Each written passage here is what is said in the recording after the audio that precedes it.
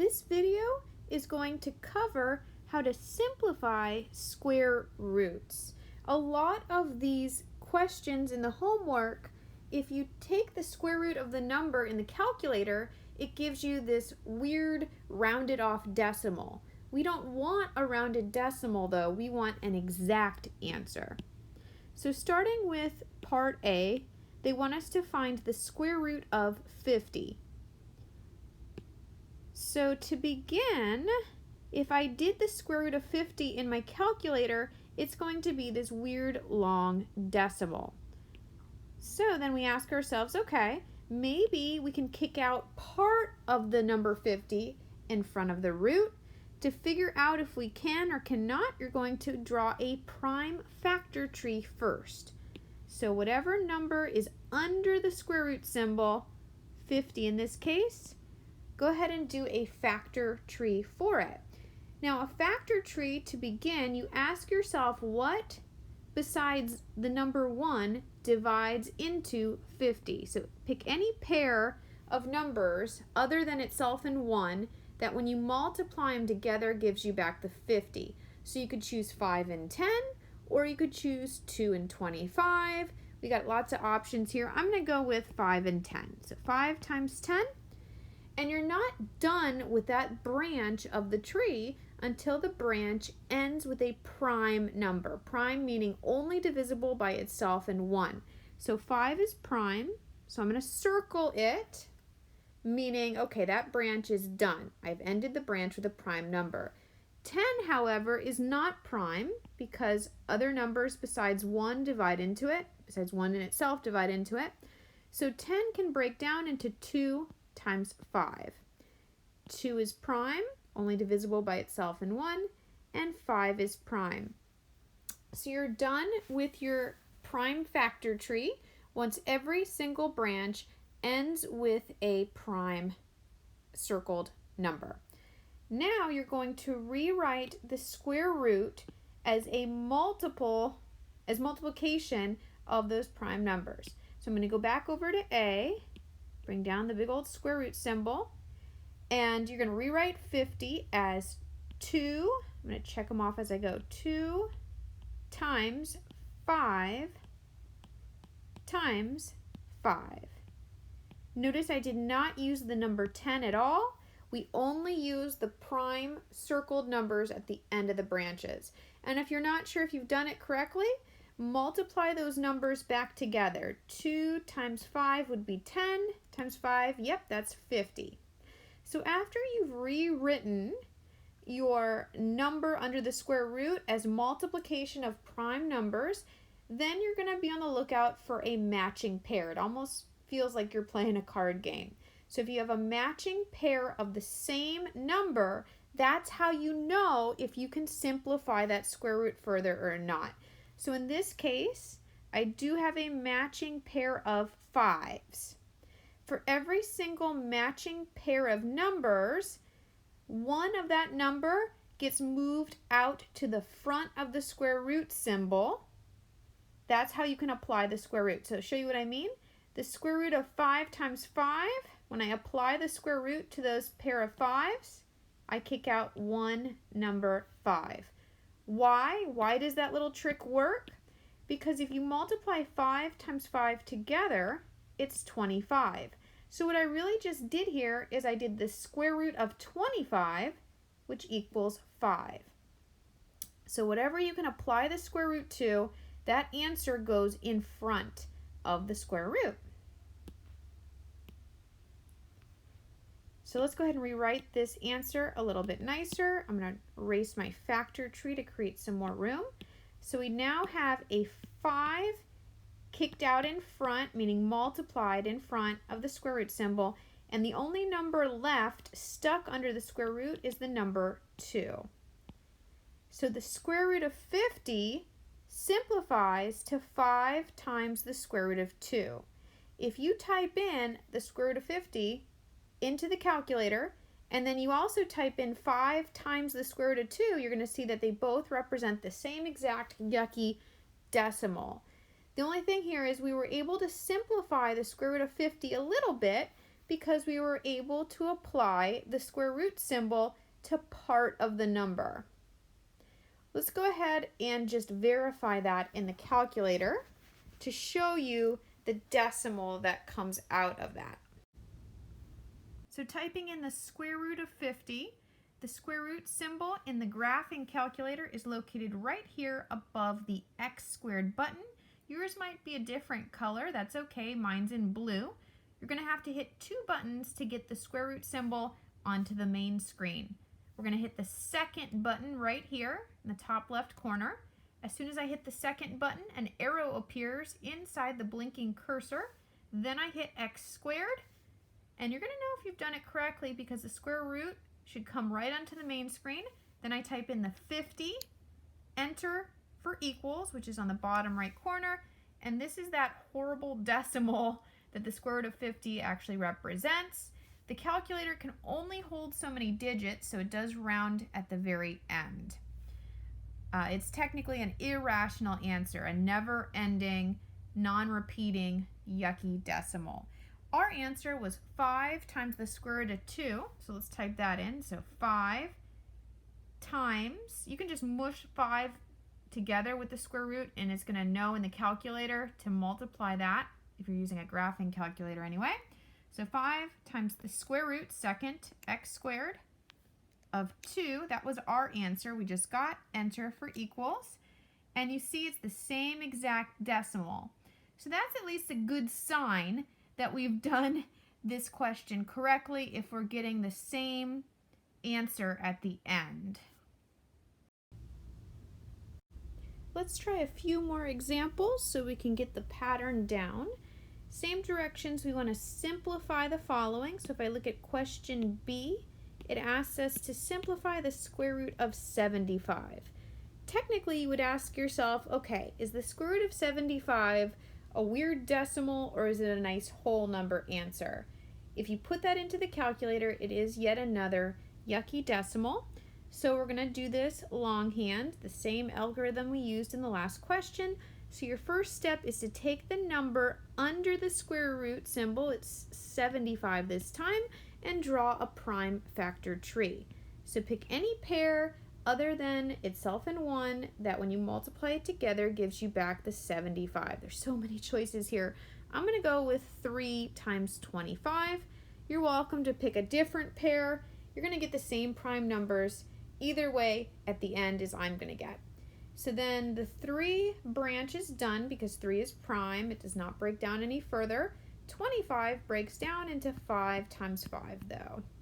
So I'm done with the tree because every single branch ends with a circled prime number. Now I ask myself as I look at the prime tree I just drew, does the square root of 75 go further? Yes, it does. How do I know that? Because I have a match of the same number. So you're looking for matching pairs of the same number, of the same prime number. That means, unfortunately, there's more work to do when that happens. If you got to this point of the factor tree, you're done with the factor tree and there were no matching pairs, that means that that square root does not simplify any further. But this one does, so let's go ahead and rewrite it. So equals, let me draw a big old square root symbol. So I'm going to rewrite 75 as 3, check, times 5, check, times the other 5. I do not care about the 25 because it was not prime. So I rewrote 75 as 3 times 5 times 5. Now let me create some more room. I'm going to erase that factor tree. For every matching pair, kick out one of that same number. So to apply the square root to 5 times 5, you end up with a 5 moving to the front. Why? Because I really just did the square root of 25, which equals 5. So rewriting this nicer, we have a 5 in front, and we are stuck with a 3 under the square root symbol. So the square root of 75 simplified is 5 times the square root of 3. By the way, in the My Math Lab homework, when you click in the answer box, a template should appear below the question, and that's how you're going to get the square root symbol into the answer box, is using the template. If you don't see the template, you should switch your browser to Firefox browser. All right, C is a little bit trickier, but at least it's the same algorithm. So now they want us to simplify the square root of 4,800. If you type that into the calculator, it's another yucky decimal. So time for a factor tree. So scoop up the number under the square root symbol. It's 4,800 this time. So many choices, so many numbers that divide into 4,800. I'm going to go with 48 times 100.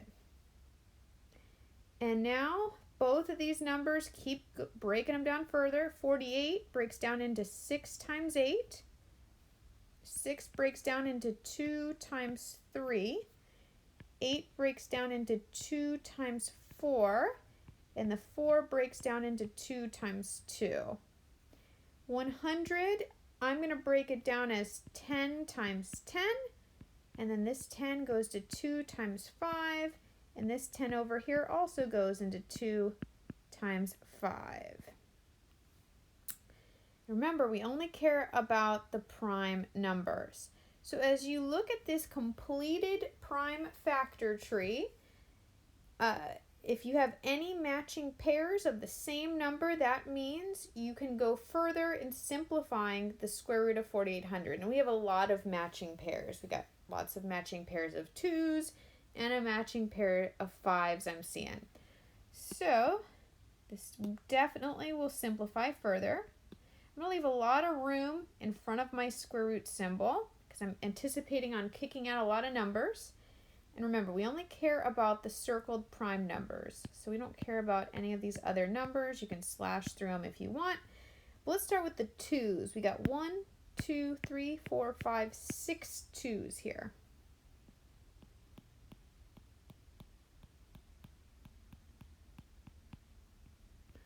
2, 3, 4, 5, 6. We got one number 3, and we also have 2 5s. I'm going to erase my factor tree because I have big old handwriting here, and I need to make some more room on this slide. There we go. Extend my square root symbol out some more. We said in 2 5s. So you should have 6 2s, a 3, and 2 5s. And for every single matching pair, kick out one of that same number into the front of the square root symbol. So I have a matching pair of 2s. So a 2 comes out in front. Why? Because I really just did the square root of 4. The square root of 4 obviously equals 2. When you're kicking out multiple numbers, you're going to multiply them. I'll use a dot for times, or you could use a traditional X. I have another matching pair of 2s, so guess what? I have to kick out yet another 2, and I have a third matching pair of 2s, so I have to kick out and multiply in front another 2. I also have a matching pair of 5s, so I need to kick out another a 5. So multiplying all the numbers in front that we've kicked out, we got 2 times 2 is 4, times 2 is 8, times 5 is 40. And we do have a number under the square root symbol. We have a 3 that's left behind. So the final answer is 40 times the square root of 3. Let me draw a little divider here, just so that I don't accidentally look at it when I'm working on a future problem. Okay, taking a look at D. D wants us to simplify the square root of 48. So to begin, let's do a factor tree for the number 48. So many choices. Pick a pair other than itself and 1. I'm going to go with 6 and 8 again. And 6 breaks down into 2 and 3. 8 breaks down into 4 times 2. And 4 goes down into 2 and 2. See if you can go further, look for matching pairs. We do have a couple matching pair of 2s, which means we can break down the square root of 48 further. So I'm going to rewrite 48 as 1, 2, 3, 4 2s.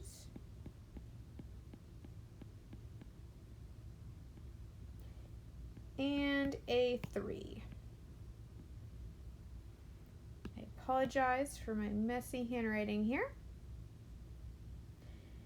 now that you've rewritten the number with the multiplication of prime numbers, remember for every matching pair, kick out that number in front. So I got a matching pair of 2s, so a 2 comes out in front, times I have another matching pair of 2s, so when I apply the square root to that, I get out another 2.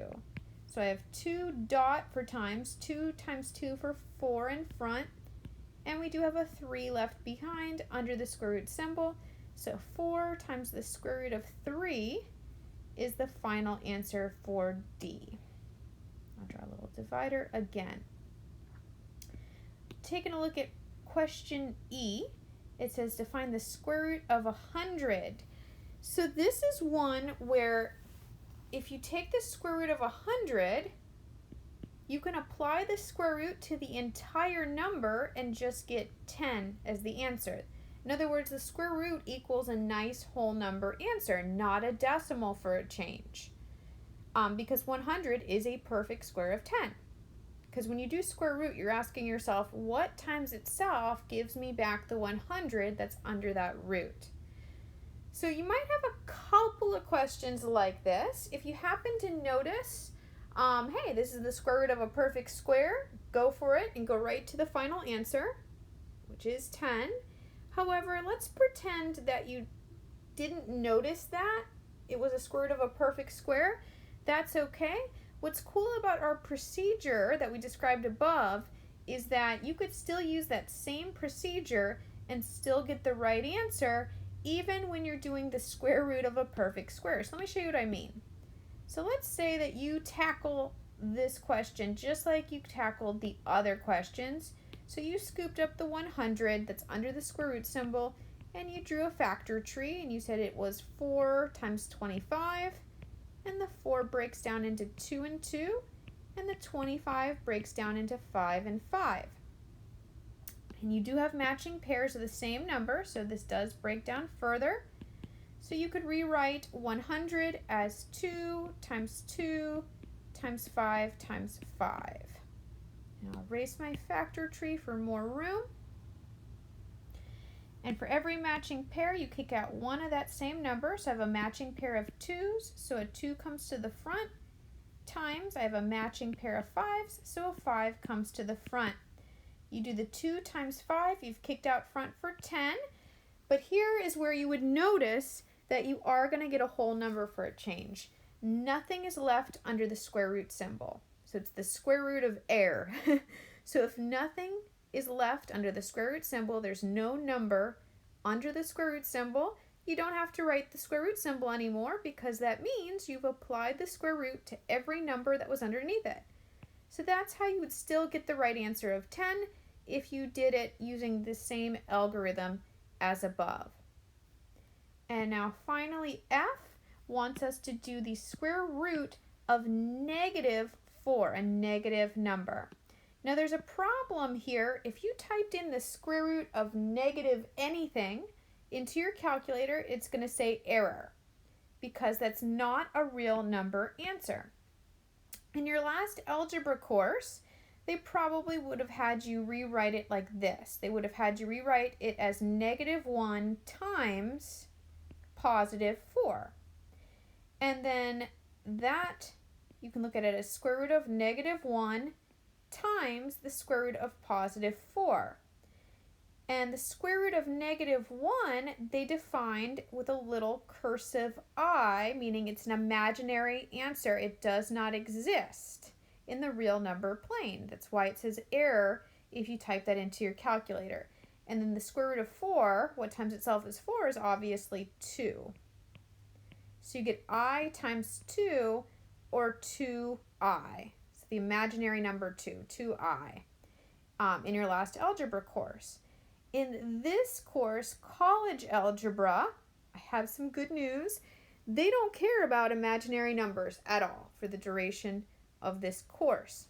So whenever you have a square root of a negative number, you don't have to do all of that. You would just simply say there is no real number solution.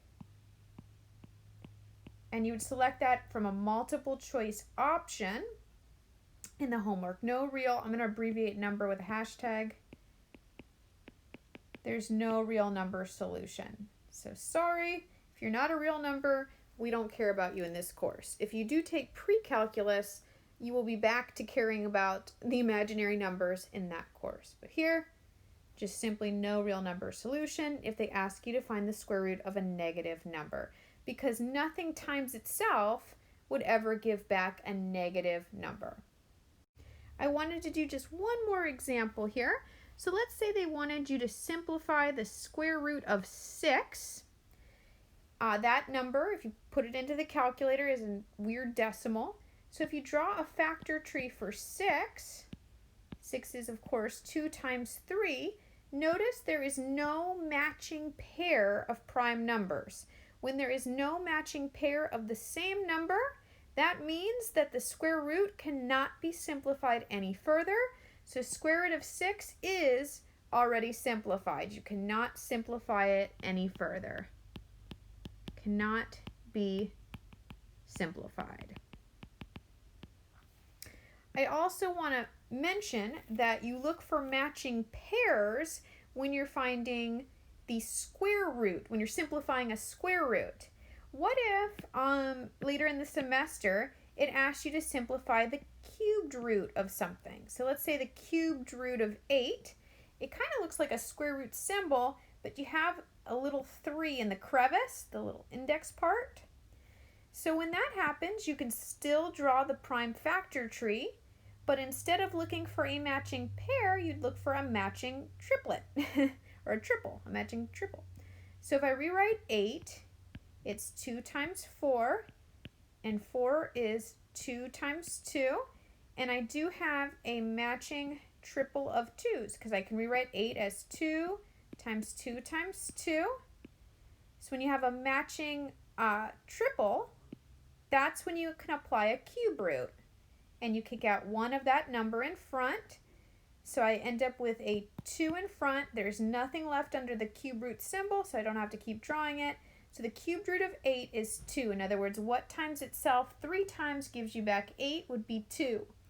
Same logic for other roots. If they ask you for a 4th root, you'd be looking for a repeating number 4 times. Or in other words, when you see the same number 4 times. If it were a 5th root, you'd be looking at your prime factor tree for a number that you see 5 times, a prime number you see 5 times, and so on and so forth.